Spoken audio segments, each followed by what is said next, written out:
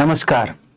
I welcome all of you for this online CTET training program, and I am K. Madhu from RI Mysuru, NCRT. So today's topic for the discussion is understanding and appreciation of science. So this topic belongs to paper 2 of CTET, and it comes under pedagogy. Okay. So in this session, we'll be discussing about the daily life value that science adds and why we teach science and scientific literacy and a child's view. Okay, the child's view of a science. Then is science a boon or curse? So for this topic, let me tell you, for this topic we may not find enough previous year questions because there are no previous questions for this topic, but nevertheless it is an important topic to be discussed for the preparation of CTET training. So previously we were discussing based on previous year questions, the content part, but in today's session we will be discussing on practice questions which are based on the current topic. So what this session covers? The session covers about science in our daily life, what science does, how it is, what it is and what does it do for us. Then why do we teach science in our classrooms? What is scientific literacy and why is it important? A child's perspective of science, then Piaget and the misconceptions in science, then is science a boon or curse? So we will be discussing about all these subtopics regarding the appreciation of science. So science in our daily life, we'll understand first. So before discussing about the topic of science in our daily life, so let us see a practice question, how a question can be asked in this subtopic. Which of the following best reflects appreciation of science? Okay, the question is, which of the following best reflects appreciation of science? Option 1, memorizing scientific definitions. Option 2, learning formulas without understanding. Option 3, recognizing the role of science in improving human life. Then 4, recalling textbook facts. So these are the 4 options. So what reflects appreciation of science?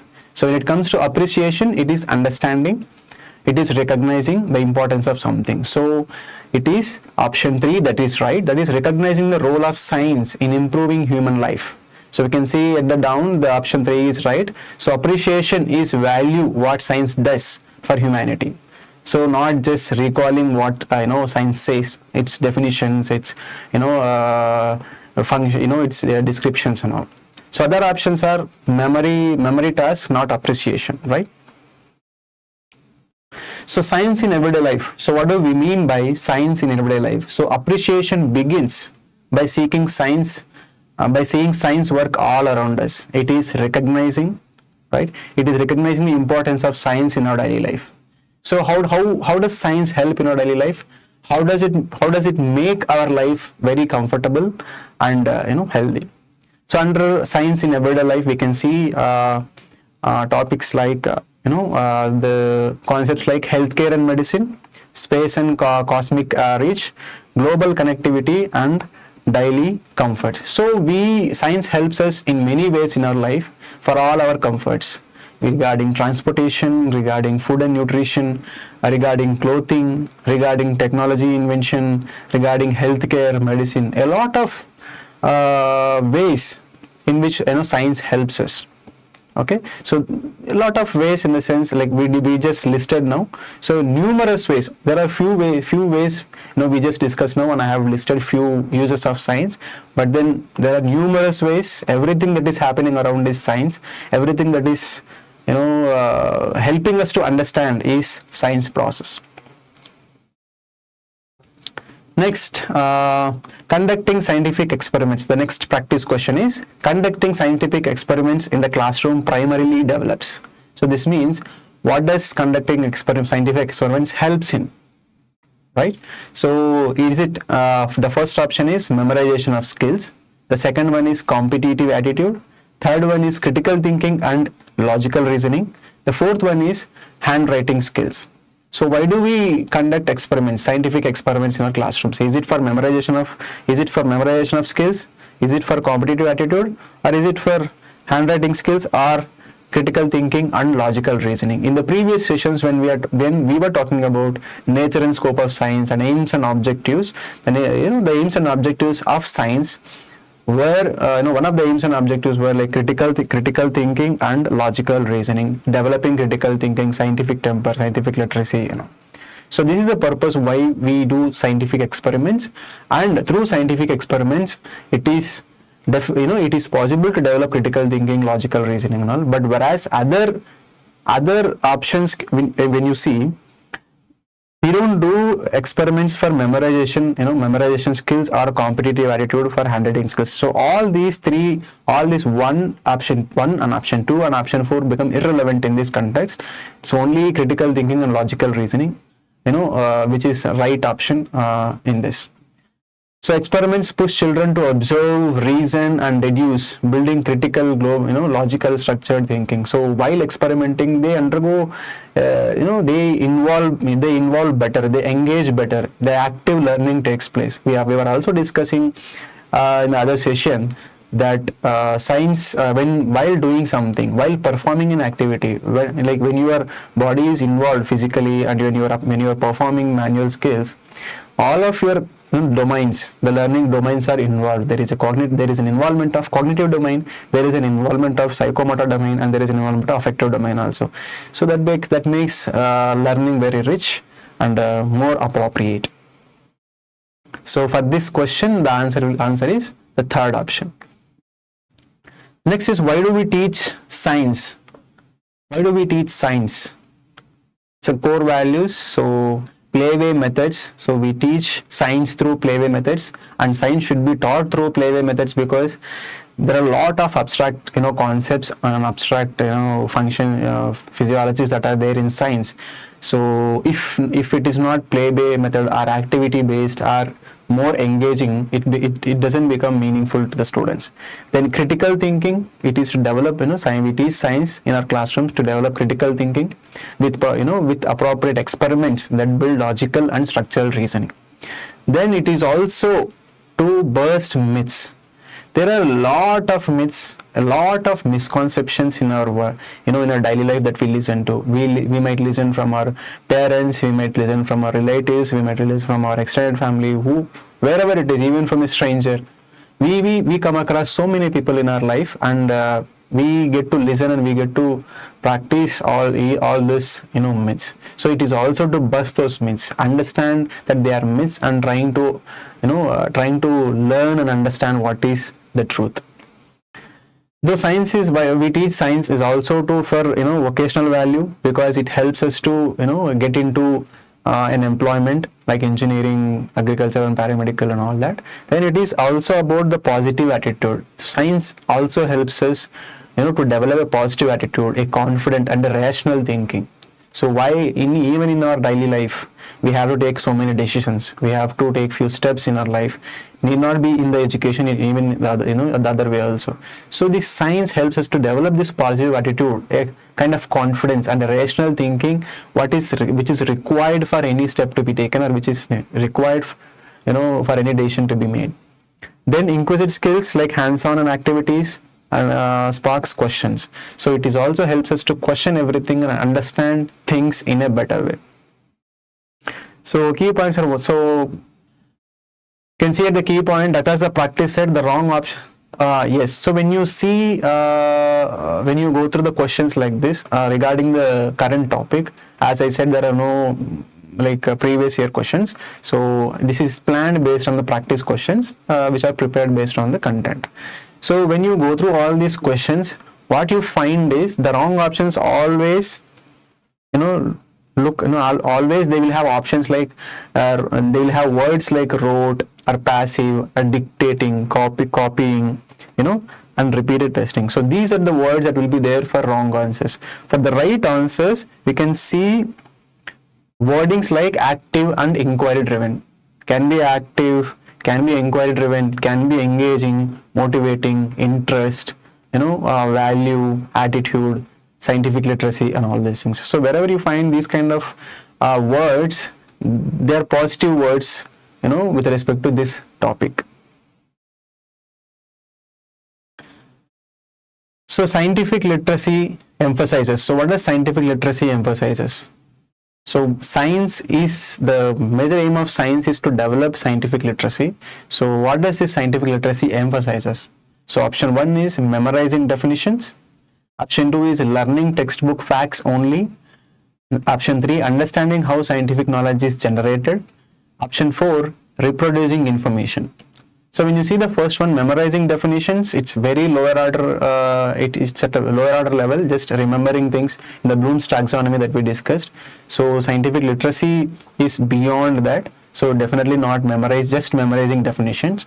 And learning textbook facts only. This is also related to just memorizing something, the memorization of facts that are given in the textbook or that were told inside the classroom. So it's not just learning textbook facts only. Next, when we see third, understanding how scientific knowledge is generated. So scientific literacy is about the literacy, the understanding of how the knowledge is being generated and how knowledge generation takes place and how that knowledge helps us in our daily life. So this is more relevant, and this is the right option. And when we come to the fourth option, it is reproducing information. Reproducing information, that also is related to memorization of something, just remembering something. Imagine like we hearing some facts and some definitions inside the classroom, and when we reproduce the same information inside the classroom or in the examination, it's a mere reproducing information. That means which comes from our memory level itself, which is lower order of Bloom's taxonomy learning stage. So that is also not right with respect to scientific literacy. So scientific literacy is much towards how we understand our surroundings, how in the sense the process, through which process, by what means we understand our surroundings, by what means we understand science, by what means we generate the knowledge, and how that knowledge is going to help us for in our daily life. So that is the answer. So that is the right answer. So scientific literacy and process skills, and there are other things also in the scientific literacy apart from the means of knowledge generation and the importance of knowledge in our daily life, that is process skills. So the goal is the path for discovery, path of discovery. That means the path that is there for a discovery is very important, the process that is taking place. Okay, so the basic process skills, there are two types here. You can see here the basic process skills and integrated process skills. The basic process skills are very individual, the individual skills, and the integrated process skills have 2-3 basic skills integrated together. Like if you see observation, classification, measurement, reading, recording, all these are basic process skills. Classification, all these are basic process skills. Whereas when we come to the right side, hypothesizing, controlling variables are higher order in nature. So these are basic process skills and integrated process skills, which comes under scientific literacy. And as this, the main objective of science is to develop scientific literacy, that means to develop the science process skills also. So that involves both basic process skills and also the integrated process skills. So the primary goal of science education, it is given here, scientific literacy. It is not just memorizing or storage of knowledge or finishing syllabus. That's what we discussed in the previous questions also. The child observes that soap dissolves. There is one more practice question here. The question is, the child observes that soap dissolves in water. This observation contributes to. Okay, I repeat the question. The child observes that soap dissolves in water. This observation contributes to option 1, punishment, option 2, guesswork, option 3, concept formation, option 4, memorization. So is it punishment? It is highly irrelevant. So we can definitely cut that. And is it a guesswork?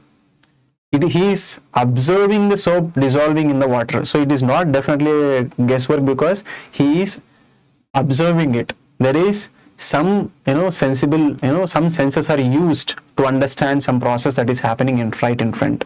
Then concept formation, yes, the concept formation is soap dissolves in the water, how it dissolves, all that. So that is concept formation. And memorization, so since it is already told, observing that the soap dissolves in water, it is not a memorization. So all these three are irrelevant, and concept formation is the correct option. So everyday observations are the raw materials for child concepts. So that means everybody, not only child, every one of us will make our concepts, will understand things through observation itself. The first and foremost thing that any individual does before learning anything is, or starting of the learning, is observation, which is very much important. Understanding the science from a child's view. So how a child understands science? What is science according to the child? How will child learn this science, or how will child practice this science? So that is what we are going to talk about. So child science grows from experience, not equations. So you should remember this word. Child's science grows from experience, as at the lower level they won't be able to understand better with respect to the abstract concepts. They majorly depend on the concrete objects and manipulation of concrete objects, which was told by which was taught by Piaget, which we'll be discussing little later also. So their science and their understanding, their learning primarily depends on the experience part of it. We also discussed in the previous slide that observation plays a major role for formation of the concept. The same way observation is also in experience. So experience is the base at any level for understanding our surroundings and understanding science. So for a child, what is science? Is science should be curious. It should generate curiosity. Okay, natural. It's a natural wonder about everyday surroundings. So whatever is happening around the child, it should be, it will be so curious to him or her, and they try to experience it. They try to feel it with their senses, and they try to grasp and understand their surroundings. So for which the curiosity acts as a fuel. Then experience. The major thing, experience, watching real process, soap, flight, bulb, anything that is happening, a flight, flying, taking off, and a cooking, in nutrition, food preparation, transportation, how animals, eat, what about their nutrition, all that. So anything that they see, anything that they learn is based on complete experience, which is concrete in nature. Then at the child, at the school level, middle stage level, and even before also. So everywhere, even in primary, pre-primary and middle stage, whatever called, it's based on experience. Children learn science. Then concept linking observations into ideas and memory, and then behavior. So visible scientific viewpoint emerges. Okay, so whatever they observe, whatever they make meaning out of things, so accordingly their behavior, scientific behavior and scientific viewpoint will be changed. So if at all the science should be interesting for them, and it should generate curiosity among them, and it should be experience based, and it should form a complete concept concept and understanding among the children, and if it has to develop the positive behavior, positive scientific behavior in their life, how the classes should be, how a teaching learning process of science should be. It should be activity based, experiments, science fairs and exhibition. It is through activities, it is through any kind of experience, but there should be it should be an experience based, but that experience can be given in any way. Like for example, it can be through activities, it can be through performing activities, it can be through science fairs, exhibitions, anything. So questions can be asked from the CTET that when will and in what scenario or in what situations, or how will you make the children learn things better, children may learn, understand their surroundings better. How should teaching learning process of science should be for a better understanding of their surroundings, or something like that. So for all that, the positive words that you need to pick and the positive words that are required to be waiting for is activity based lessons, words like activity based, experiments, science fairs, exhibitions, projects, something of this sort. So if you find these points with respect to quality teaching learning process of science, you can it would be really convincing, and that is how we should choose your options based on these terms. So next practice question. The child believes the sun moves around the earth because it appears to rise and set. This example is off. Okay, the question is, the child believes the sun moves around the earth because it appears to rise and set. This is an example of option 1, scientific law, option 2, scientific theory, option 3, misconception, in bracket alternative framework, and option 4, scientific literacy. So which is the most appropriate option here? Is it a scientific law that sun moves around the earth because it appears to rise and set? No, it is not a scientific law, because the concept itself is not technically right. Sun doesn't move around the sun. It is revolution and rotation of earth around the sun. Then scientific theory? No, it is not a scientific theory. Then is it scientific literacy? No, as we discussed, the concept itself, the statement itself is wrong technically. So all three are not appropriate options, whereas it is a misconception. So it is a wrong concept, that sun moving around the earth. So what do we call it as? A wrong concept. Wrong concept is called as a misconception. Then so concepts built only from daily life experiences can be naive theory. So these misconceptions will be created among the child and generated among the child by various means.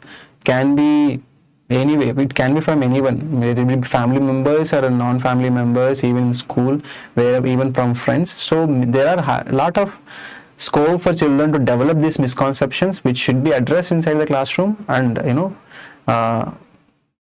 and answered properly and given appropriate knowledge to them. Then Piaget and tackling misconception. How we should tackle the misconceptions and what Piaget talks about it. So daily life experience can mislead. A teacher's job is to gently reshape it, as we discussed now.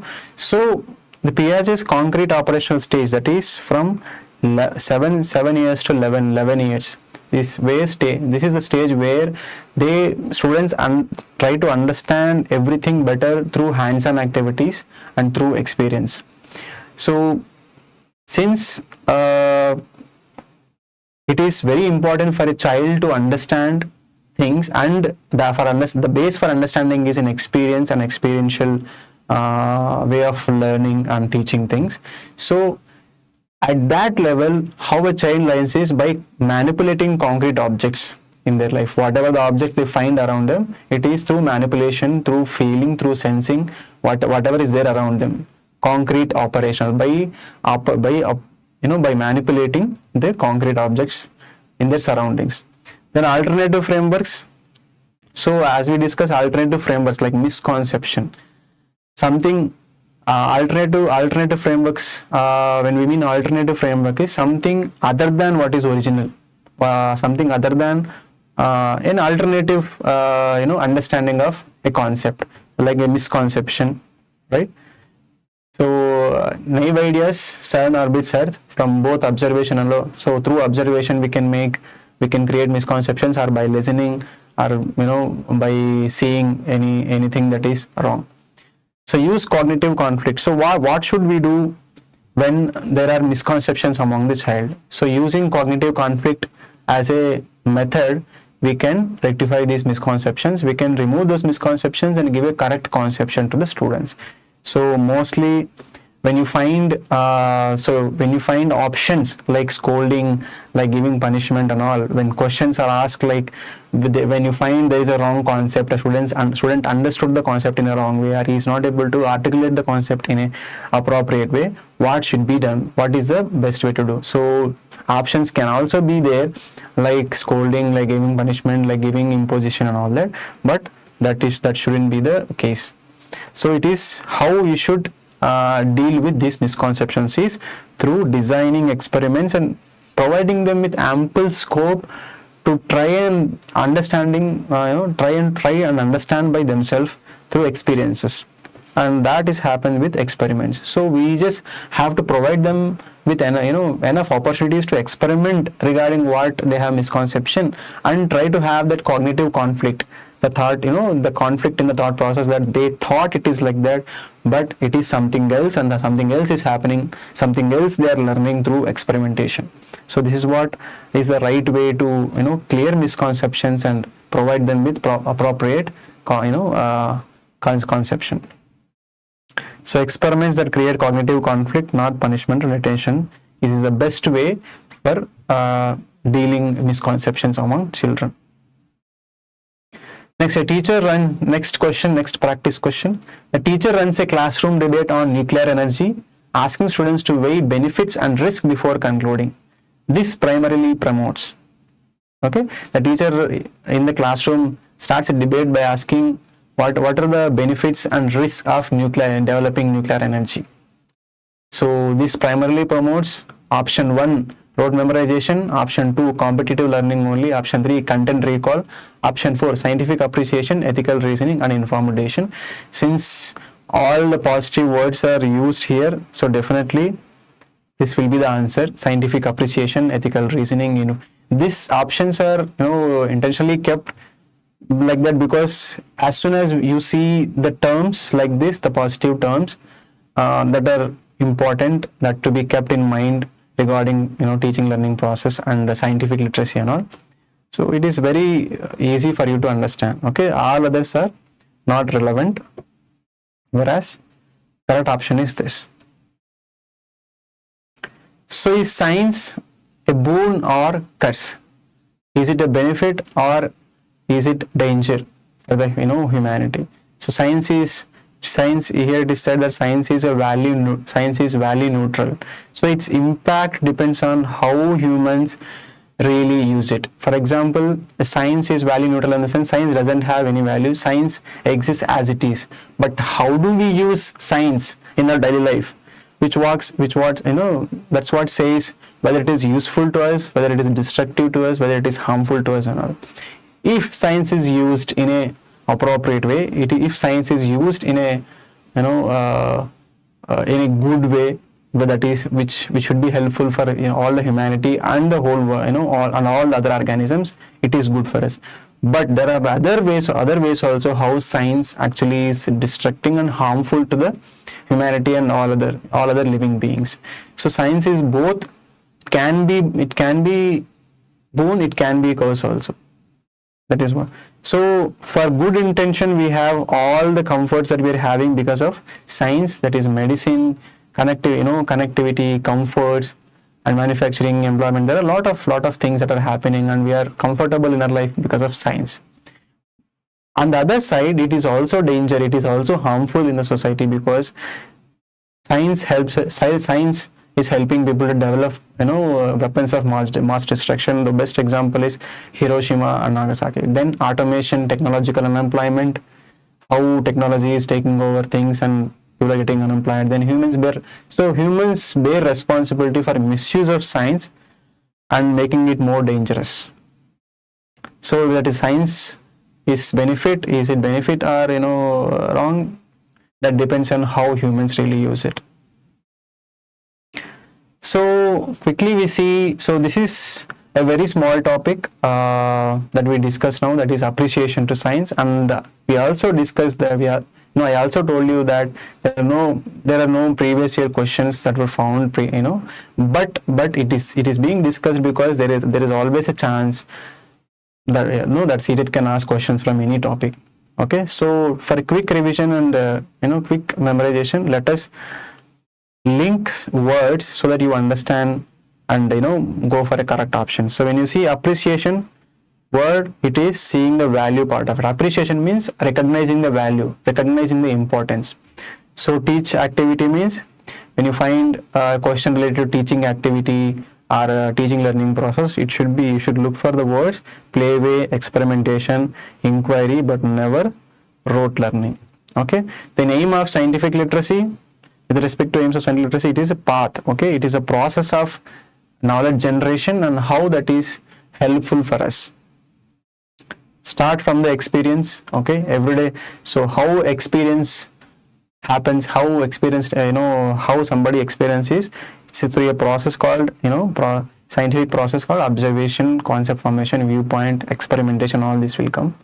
Then fixing misconception, we also discussed about fixing misconception. So a cognitive conflict can be provided to the students to understand and to construct knowledge on their own by clearing their misconceptions, whereas the other ways of dealing with misconceptions should be avoided, like any kind of punishment or imposition. Then science is value neutral. So science is a knowledge base that is useful for everybody. So when it is used in a proper way, in a useful way, it is definitely useful, but it also is dangerous. And we have all the examples how science can be destructive and how science is harmful also. So the most confused exam points in the CTET. So from the current topic, if the question, so here you can see the left side, the question, if the question is related to this, what should be your answer? Like if it is about basic process skills, it is observation, classification and measuring. Okay, basic process skills are observing, classifying, measuring, the individual science process skills. If it is integrated process skills, means definitely you should remember hypothesizing, controlling variables, experimentation and all that. Then primary goal of science education, the primary goal of science education is scientific literacy. Then nature of science, we also discussed the characteristics of science in the previous sessions, but in this current topic, that is appreciation of science, it is nature of science is value neutral and it depends on how we use sciences. Then yes, socio scientific issue, it is nothing but a science that has social impacts, the science that has impact on society, issues that has in our society with respect to science. So the example is climate change. And the correcting misconception, so it is through the cognitive conflict through which teachers should help students to clear their misconceptions and also help them understand the concept in a better way. So with this we'll be concluding our session, this session on appreciation to science. So last three things that you can qualify to appreciating science means valuing the role of life. So appreciation means valuing something, we already discussed, understanding how knowledge is built. Then we also discussed about child's everyday experiences, which is a base for any kind of knowledge generation, and that knowledge generation should take place through activity based and cognitive conflict and reshaping misconceptions. So science is value neutral, and we also discussed about how science can be useful and also harmful. So with this we conclude our session, and this is about appreciation to science. So though there are no much previous year questions from this topic, it is really important to go through this content, because there are obvious chances that questions can come from this concept also, because it is also important. It talks about the process skills, integration of skills, and Piaget connected to Piaget learning theory and all. So thank you so much.